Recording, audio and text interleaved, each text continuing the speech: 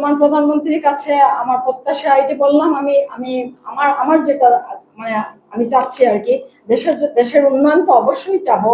এই যে জনগণ, আমি বাংলাদেশের জনগণ হিসেবে তো অবশ্যই আমাদের দেশের উন্নয়ন চাবো। দেশ থেকে নৈরাজ্য দূর হবে, দেশ থেকে সন্ত্রাস দূর হবে, খুন খারাপি ধর্ষণ এগুলা দূর হবে।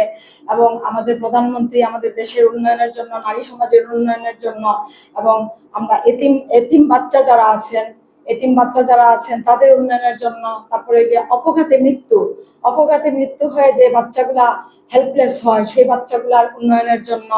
এবং তারা যাতে একটা সঠিক লাইফ পায়, তারা যাতে জীবনটাকে গড়তে পারে, তারা যাতে জীবনে চলার পথে তারা বঞ্চিত যাতে না হয়, তারা যাতে মানুষের কাছে অবহেলিত না হয়, এবং তারা যাতে লজ্জার মুখে না পড়ে, এই জন্য এই বাচ্চাগুলোর পাশে আমাদের শক্তভাবে দাঁড়াতে হবে, আমাদের প্রধানমন্ত্রীকে দাঁড়াতে হবে। এবং তাদের জন্য আসলে আলাদাভাবে স্পেশালি তাদের জন্য কাজ করতে হবে। কারণ তাদের মানে ডিপ্রাইভ পরিবার থেকে যে বাচ্চাগুলা বের হয়ে আসে এবং তাদের বাবা মা যখন অকালে ঝরে পড়ে, তখন কিন্তু এই বাচ্চাগুলো আসলে লাইফ থাকে না।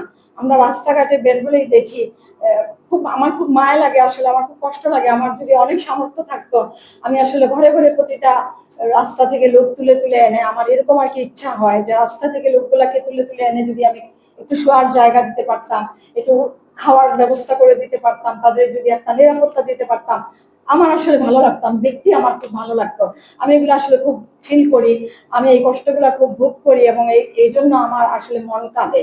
সব সময় আমার মন কাঁদে, কিন্তু আসলে তো আমাদের হাতে কোনো ক্ষমতা নাই, আমরা কিছু করতে পারতেছি না। যদি আল্লাহ দেয়, আমি যদি সংরক্ষিত মহিলা আসন থেকে আসতে পারি, ইনশাল্লাহ আমি এগুলা করব।